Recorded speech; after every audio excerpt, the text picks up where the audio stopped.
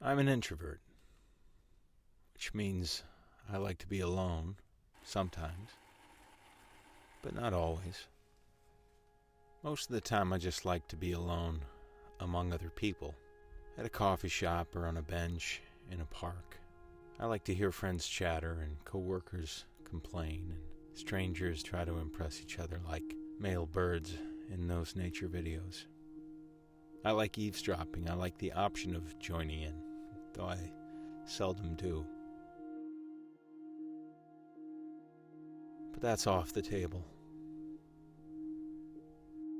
Most everything is off the table.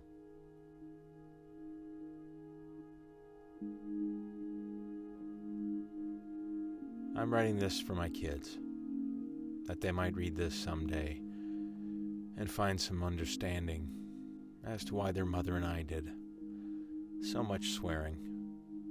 We're so short-fused. And if you're in this with me, I hope it brings you some comfort.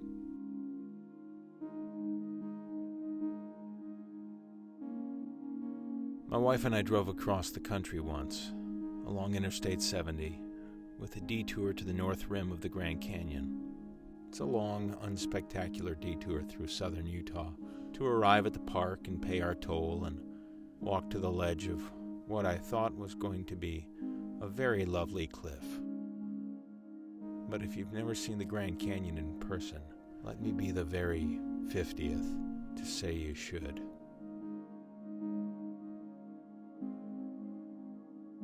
I saw it a few weeks ago on a TV at Costco in Ultra HD with lots of other very impressive abbreviations.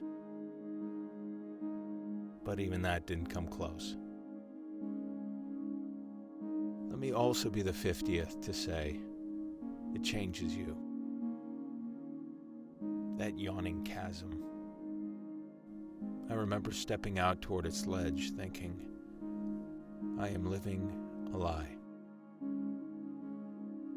Which sounds cliche, but felt in the moment untethering.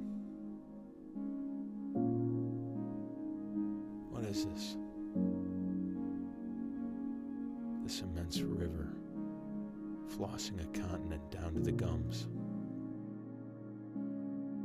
Gets you thinking you're maybe not so significant after all. Maybe more like a small container of thoughts.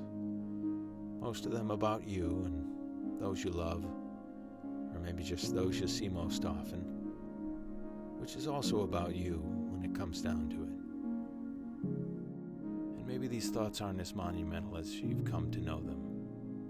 That one about how your friend has some new concept every time you see him and has never followed one through to its creation. Always let his fear get the best of him.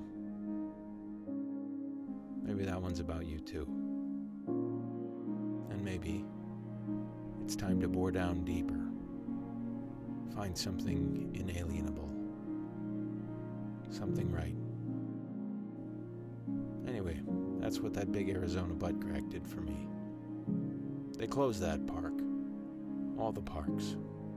Even the tiny ones. The playgrounds, the basketball courts, drinking fountains. All of it just roped off like a crime scene. Nothing to see here, folks. Move along. So, here we are. There are no vistas here. These four corners of our every room.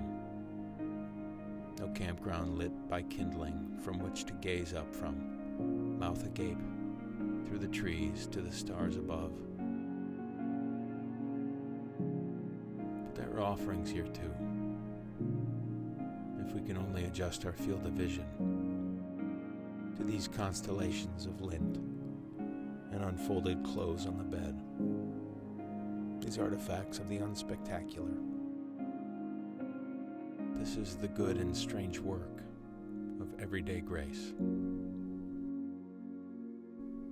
To fix our eyes on the familiar, unassuming horizon and bring her depths to light.